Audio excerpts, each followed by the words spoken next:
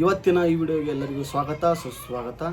ಇವತ್ತಿನ ಈ ಒಂದು ವಿಡಿಯೋದಲ್ಲಿ ನಾನು ನಿಮಗೆ ಏನು ತಿಳಿಸ್ಕೊಡ್ತೀನಪ್ಪ ಅಂತಂತ ಕೇಳಿದ್ರೆ, ವಿದ್ಯಾರ್ಥಿ ವೇತನಕ್ಕೆ ಪ್ರೀ ಮ್ಯಾಟ್ರಿಕ್ ವಿದ್ಯಾರ್ಥಿ ವೇತನಕ್ಕೆ ಅಪ್ಲಿಕೇಶನ್ನು ಪ್ರಾರಂಭವಾಗಿದೆ. ಸೊ ಹೀಗಾಗಿ ಯಾವ ಥರ ರಿನ್ಯೂವಲ್ ಅಪ್ಲಿಕೇಶನನ್ನು ಹಾಕಬೇಕು ಎಂಬುದರ ಕುರಿತು ಈ ವಿಡಿಯೋದಲ್ಲಿ ನಾನು ನಿಮಗೆ ತಿಳಿಸ್ಕೊಡ್ತಾ ಹೋಗ್ತೀನಿ.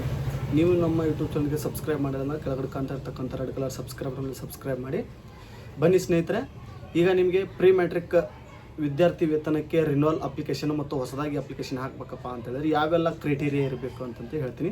ಪ್ರೀ ಮ್ಯಾಟ್ರಿಕಪ್ಪ ಅಂತಂತೇಳಂದರೆ 1ರಿಂದ 10ನೇ ತರಗತಿವರೆಗೆ ಪ್ರೀ ಮ್ಯಾಟ್ರಿಕ್ ಅಂತಂತೇಳಿ ಕರೀತಾರೆ. ಸೊ ಹೀಗಾಗಿ ಪ್ರೀ ಮ್ಯಾಟ್ರಿಕ್ ಹಂತದಲ್ಲಿ 1ರಿಂದ 10ನೇ ತರಗತಿ ಒಳಗಡೆ ಯಾರೆಲ್ಲ ಬರ್ತೀರಾ ಅವರು ಈ ಅಪ್ಲಿಕೇಶನ್ನ ಸಲ್ಲಿಸಲಿಕ್ಕೆ ಅವಕಾಶ ಇರುತ್ತೆ. ಜೊತೆಗೆ ಈ ಅಪ್ಲಿಕೇಶನನ್ನು ಸಲ್ಲಿಸಲಿಕ್ಕೆ ಅಂದರೆ ರಿನ್ಯೂವಲನ್ನು ಅಪ್ಲಿಕೇಶನ್ ಸ್ಕಾಲರ್ಶಿಪ್ಪನ್ನು ಅಪ್ಲಿಕೇಶನ್ ಹಾಕಲಿಕ್ಕೆ ಯಾವೆಲ್ಲ ದಾಖಲಾತಿಗಳು ಬೇಕಪ್ಪ ಅಂತಂತ ಕೇಳಿದ್ರೆ, ವಿದ್ಯಾರ್ಥಿ ಆಧಾರ್ ಕಾರ್ಡ್ ಬೇಕು, ವಿದ್ಯಾರ್ಥಿಯ ಜಾತಿ ಆದಾಯ ಪ್ರಮಾಣ ಪತ್ರ ಬೇಕು, ವಿದ್ಯಾರ್ಥಿಯ ಫೋನ್ ನಂಬರ್ ಬೇಕು, ಮತ್ತು SSP ಹಿಂದೆ ಸಲ್ಲಿಸಿದಂತಹ SSP ID ಮತ್ತು ಲಾಗಿನ್ ಬೇಕು ಸ್ನೇಹಿತರೆ.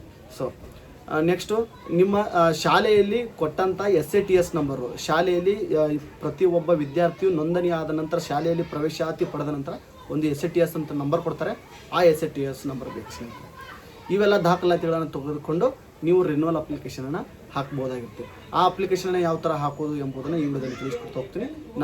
ನನ್ನ ಕಂಪ್ಯೂಟರ್ ಸ್ಕ್ರೀನ್ಗೆ ಹೋಗೋಣ ಬನ್ನಿ ಸ್ನೇಹಿತರೆ, ಅಲ್ಲಿ ನೋಡೋಣ ಯಾವ ಥರ ಹಾಕಬೇಕು ಎಂಬುದನ್ನು ನಿಮಗೆ ನಾನು ತಿಳಿಸ್ಕೊಡ್ತಾ ಹೋಗ್ತೀನಿ. ನೀವು ಕ್ರೋಮ್ ಅಪ್ಲಿಕೇಶನ್ ಓಪನ್ ಮಾಡಿಬಿಟ್ಟು ಸರ್ಚ್ ಬಾರ್ನಲ್ಲಿ SSP ಅಂತಂತೇಳಿ ಸರ್ಚ್ ಮಾಡಬೇಕಾಗುತ್ತೆ. ಸರ್ಚ್ ಕೊಟ್ಟ ನಂತರ ಮೇಲ್ಗಡೆ ಕಾಣ್ತಾ ಇರ್ತಕ್ಕಂಥ ಆಪ್ಷನ್ ಮೇಲೆ ಕ್ಲಿಕ್ ಮಾಡಿ. ಕ್ಲಿಕ್ ಆದ ನಂತರ ಇಲ್ಲಿ ಹೊಸ ಖಾತೆಯನ್ನು ಸೃಜಿಸಲು ಇಲ್ಲಿ ಕ್ಲಿಕ್ ಮಾಡಿ.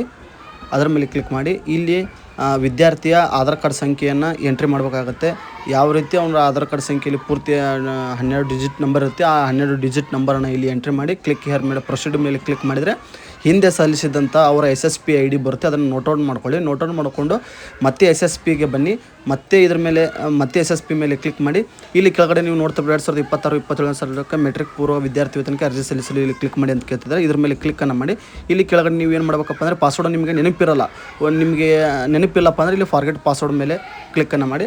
ಕ್ಲಿಕ್ಕನ್ನು ಮಾಡಿದ ನಂತರ ಇಲ್ಲಿ ನಿಮ್ಮ ಆಲ್ರೆಡಿ ನೀವು ಏನು ನೋಟೌಟ್ ಆಧಾರ್ ಕಾರ್ಡ್ ಸಂಖ್ಯೆಯನ್ನು ಹಾಕಿ SSP ನಂಬರನ್ನು ತೆಗೆದಿಟ್ಕೊಂಡಿದ್ರಲ್ಲ, ಆ ನಂಬರನ್ನು ಹಾಕಿ ಹೊಸ ಪಾಸ್ವರ್ಡನ್ನು ನೀವು ಕೊಡಬೇಕಾಗತ್ತೆ ಸ್ನೇಹಿತರೆ. ನೀವು ಹಿಂದೆ ನೀವು ಅಪ್ಲಿಕೇಶನನ್ನು ಹಾಕುವಾಗ ಪಾಸ್ವರ್ಡನ್ನು ಮರೆತಿದ್ರೆ ಮಾತ್ರ ಈ ಪ್ರೊಸೆಸ್ ಅನ್ವಯ ಆಗುತ್ತೆ.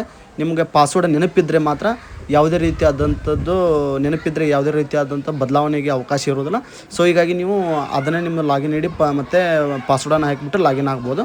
ಈಗ ನೀವು ಅಲ್ಲಿ OTP ಹಾಕಿ ಸಬ್ಮಿಟ್ ಮೇಲೆ ಕ್ಲಿಕ್ ಮಾಡಿದ್ರಪ್ಪ ಅಂತಂತೇಳಿದರೆ ಪಾಸ್ವರ್ಡ್ ರಿಸೆಟ್ ಆಗುತ್ತೆ. ರಿಸೆಟ್ ಆದ ನಂತರ ಮರಳಿ ವಾಪಸ್ ನೀವು ಇಲ್ಲಿ ಲಾಗಿನ್ ಆಗಬೇಕಾಗುತ್ತೆ. ಮೇಲ್ಗಡೆ ವಿದ್ಯಾರ್ಥಿ ಲಾಗಿನ್ ಹಾಕಬೇಕು, ಪಾಸ್ವರ್ಡ್ ಹಾಕಬೇಕು ಮತ್ತು ಕ್ಯಾಪ್ಚರ್ ಕೋಡನ್ನು ಇಲ್ಲಿ ಹಾಕಿ, ಯಾಕಂದರೆ ಇಲ್ಲಿ ಪಾಸ್ವರ್ಡನ್ನು ಚೇಂಜ್ ಮಾಡ್ಕೊಂಡಿರ್ತೀವಿ. ಸೊ ಹೀಗಾಗಿ ಇಲ್ಲಿ ಸ್ಟೂಡೆಂಟ್ ಲಾಗಿನ್ ಮಾಡಬೇಕಾಗುತ್ತೆ. ಇಲ್ಲಿ ಸ್ಟೂಡೆಂಟ್ ID ಅಂತಂತೇಳಿ ಬರುತ್ತೆ, ಅಂದರೆ SATS ನಂಬರ್ ಬರುತ್ತೆ. ಇಲ್ಲಿ ಕ್ಲಿಕ್ ಟು ಪ್ರೊಸೀಡರ್ ಅಂತಂತ ಬರುತ್ತೆ. ಇದು ಯಾವಾಗ ಬರುತ್ತಪ್ಪ ಅಂತ ಕೇಳಿದ್ರೆ, ಆಧಾರ್ ಕಾರ್ಡ್ನಲ್ಲಿ ಏನಾದರೂ ತಿದ್ದುಪಡಿಯನ್ನು ಮಾಡಿದರೆ ಮಾತ್ರ ಈ ರೀತಿಯಾಗಿ ಬರುತ್ತೆ ಸ್ನೇಹಿತರೆ.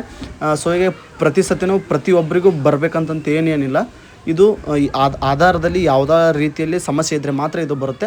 ಈಗ ಇಲ್ಲಿ ಸಮಸ್ಯೆ ಬಂದಾಗ ಇಲ್ಲಿ ನಿಮ್ಮ ಆಧಾರ್ ಕಾರ್ಡ್ ಸಂಖ್ಯೆ ಮತ್ತು ನಿಮ್ಮ ಆಧಾರ್ ಕಾರ್ಡಲ್ಲಿ ಇರ್ತಕ್ಕಂಥ ಹೆಸರನ್ನು ಹಾಕಿ ಪ್ರೊಸೀಡಿಂಗ್ ಮೇಲೆ ಕ್ಲಿಕ್ ಮಾಡಬೇಕಾಗುತ್ತೆ. ನೀವು ನೋಡ್ತಾ ಇರೋದು ಡೈರೆಕ್ಟಾಗಿ ರಿನ್ಯೂವಲ್ ಸ್ಟೂಡೆಂಟ್ ಕನ್ಫರ್ಮೇಷನ್ ಅಂತಂತೇಳಿ ಬರುತ್ತೆ ಸ್ನೇಹಿತರೆ.